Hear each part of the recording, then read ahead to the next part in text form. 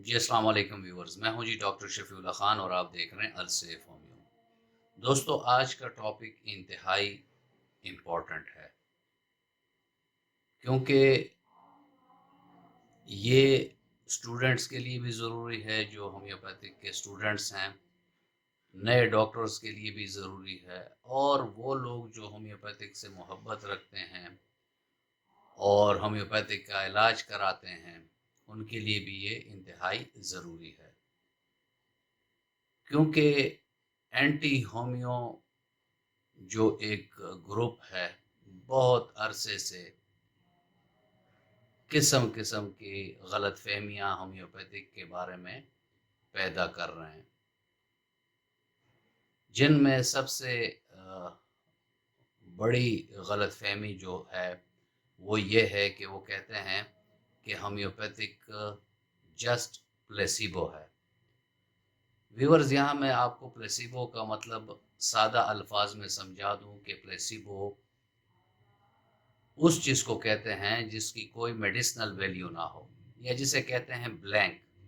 गोलियां होंगी तो वो ब्लैंक होंगी, उसमें कोई दवाई नहीं होगी, ना उसका कोई असर होगा।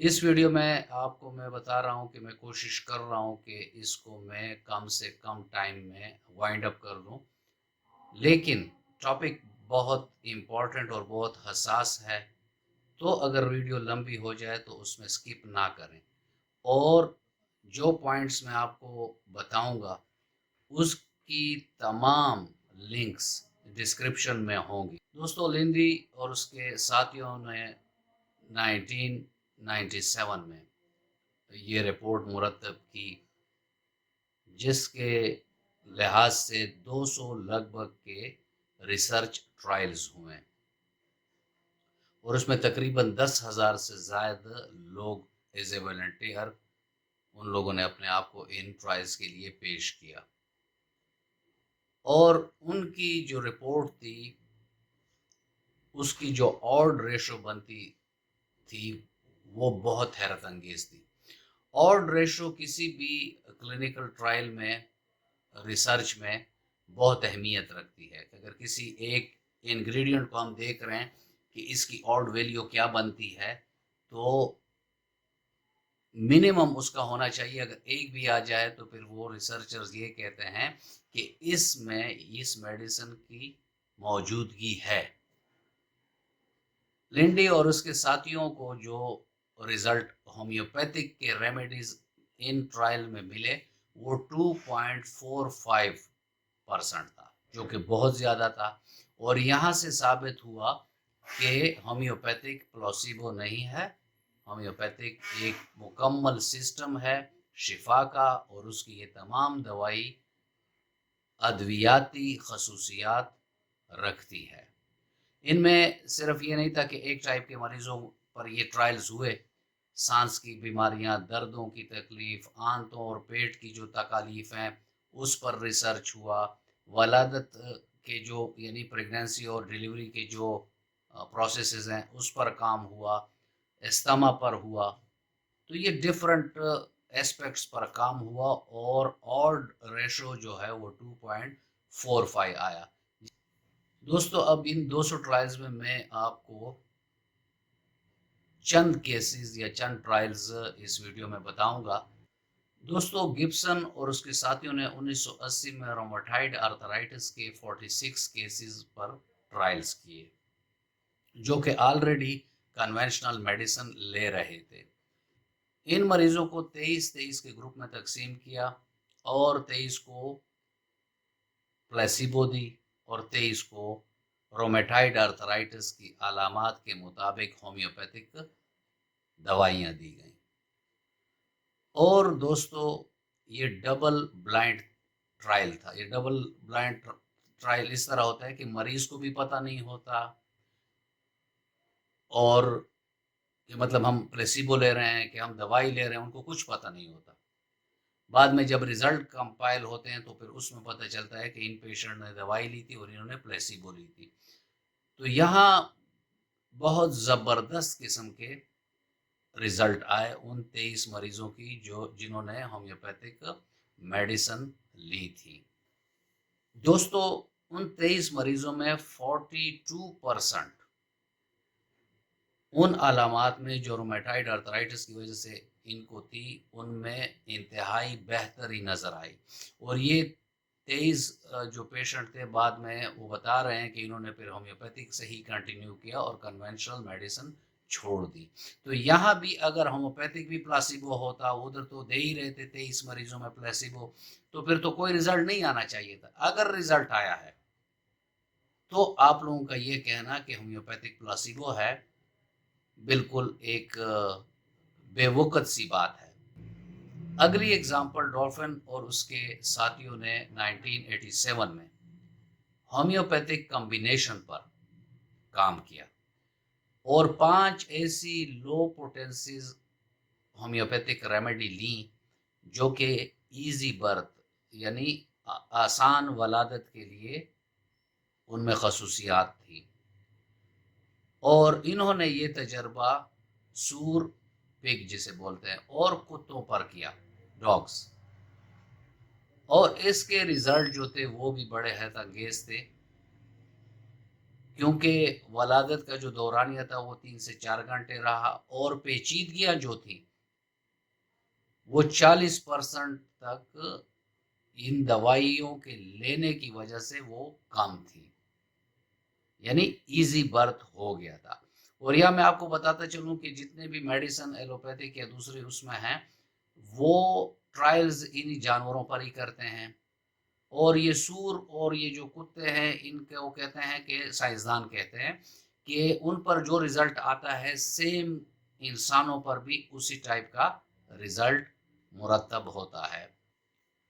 अगली एग्जांपल दोस्तों, जैकब और उसके साथियों ने 1994 में निकरागाउन के 81 बच्चों पर ये ट्रायल किया।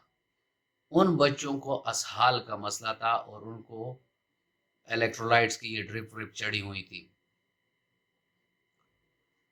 और उन्होंने इन बच्चों पर जब होम्योपैथिक की रेमेडीज की ट्रायल की तो पहले ही 72 घंटों में उनके दस्तों में कमी आई और उनके दो दस्तों के बीच जो टाइम था वो भी ज़्यादा हुआ, यानी उनकी जो फ्रीक्वेंसी थी वो भी बढ़ गई। यानी पहले वो जल्द जल्द दस्ते पर जा रहे थे, उससे वो बहुत हद तक कम हो गई। और इस इलाके में ये बीमारी बहुत ऐसी थी कि हर साल इससे बहुत सारे बच्चे मर जाते थे।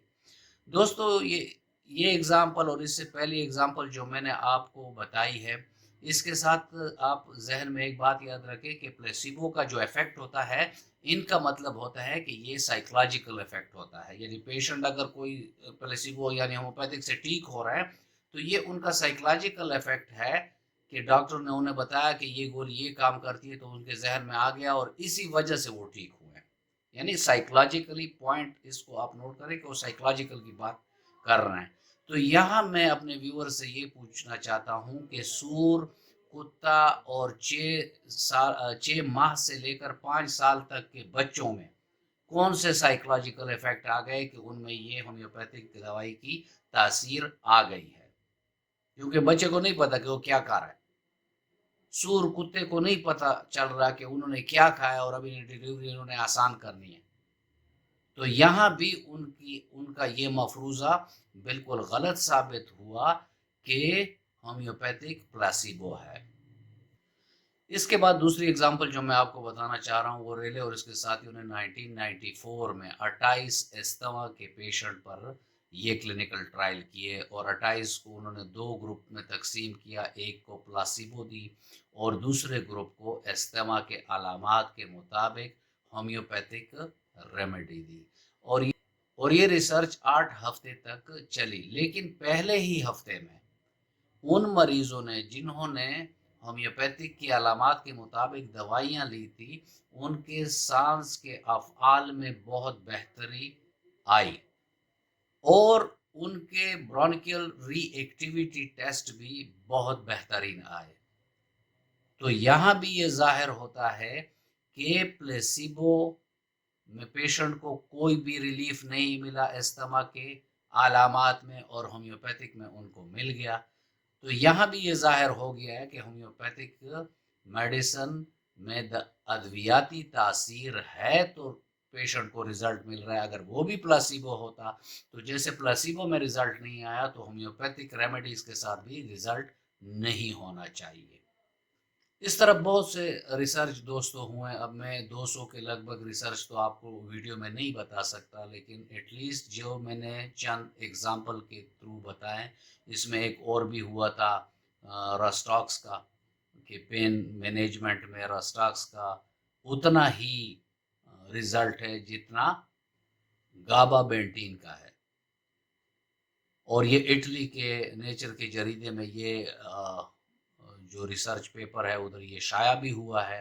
نیچے میں لنک میں دے دوں گا اور آپ دیکھ لیں گے کہ اس میں بھی ہومیوپیتھک کے بڑے حیرت انگیز اور بہترین رزلٹ آئے. ایک دوسری ریسرچ ہے، وہ بھی میں نیچے ڈسکرپشن میں اس کا لنک دے دوں گا، جیلسیمیم پر ہوا ہے.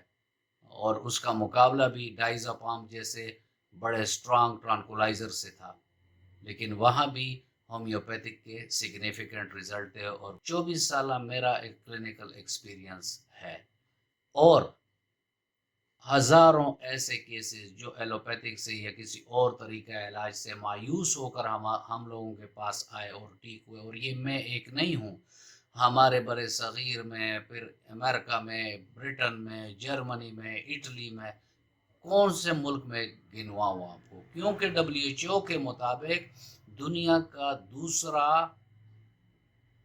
صحت کے معاملے میں جو طریقہ علاج ہے وہ ہومیوپیتھی ہے. یعنی اور 100 ملین سے بھی زیادہ لوگ ہومیوپیتھی سے مستفید ہو رہے ہیں پوری دنیا میں. مسئلہ اعتراض کا صرف اتنا ہے کہ جو نمبر 1 پر فارماسیوٹیکلز والے بیٹھے ہوئے ہیں انہیں یہ کسی طرح گوارا نہیں ہے کہ جو ہومیوپیتھک کو ڈے بائی ڈے مقبولیت مل رہی ہے اور یہ اوپر آ رہی ہے، کہ ایسا نہ ہو کہ یہ فرسٹ پوزیشن ہم سے چھین لیں. تو ابھی پیشنٹوں کو متنفر کیا کرو، لوگوں کے ذہن میں ڈاؤٹس کریٹ کیا کرو، ورنہ سائنس یا سائنٹیفک ریسرچ اتنی اس میں اہمیت بھی نہیں رکھتی، کیونکہ ہمارا جو فلسفہ ہے وہ انسانوں پر ہی چیک ہوا کہ چائنا جو کروڈ فارم میں جیسے ہینیمن نے کیا جو علامات پیدا کرتی ہیں، اگر وہ پروٹینائز فارم میں ہو جائیں تو انہی علامات کو ختم کرتی ہیں. اور یہ اس نے ایکسپیریمنٹلی لوگوں کو دکھایا. ایسے کتنے میڈیسن ہیں کہ جو کروڈ فارم میں جو ایفیکٹس لا رہے ہوتے ہیں وہی ایفیکٹ وہ پروٹینائز فارم میں ختم کر دیتی ہے. تو دوستو ٹائم کافی ہو گیا اور میں آپ کا زیادہ ٹائم نہیں لوں گا، لیکن سمجھنے کی بات یہ ہے کہ یہ صرف تنقید برائے تنقید ہے. اور نیکسٹ ویڈیو میں پھر آپ کو پتہ چل جائے گا کہ یہ تنقید ان کی ویلڈ نہیں ہے، کیونکہ جو دوسری ویڈیو میں جو ان کی ایک غلط فہمی وہ دنیا میں پھیلا رہے ہیں، اگر میں آپ کو بتا دوں کہ وہ یہ غلط فہمی پھیلا رہے ہیں تو آگے تو یہ کہہ رہے ہیں پھر یہ غلط فہمی کیسے ہو گئی. تو اس پر اگلی ویڈیو میں بات کریں گے، کیونکہ یہ ویڈیو کافی لینتھی بھی ہو گئی ہے اور اس میں یہ جو باتیں ہیں یہ ہیں بھی ضروری. تمام لنکس ڈسکرپشن میں ہیں، اور میں امید کرتا ہوں کہ آپ لوگوں کو یہ ویڈیو اچھی لگی ہوگی. اگر اچھی لگی ہے تو لائک کا بٹن دبا دیں اور شیئر کر دیں اپنے فرینڈ اینڈ فیملی ممبر کے ساتھ، تاکہ یہ بنیادی معلومات سب لوگوں کو ہو جائیں. ملتے ہیں کسی ایسی اچھی ویڈیو میں، تب تک کے لیے اجازت. اللہ حافظ.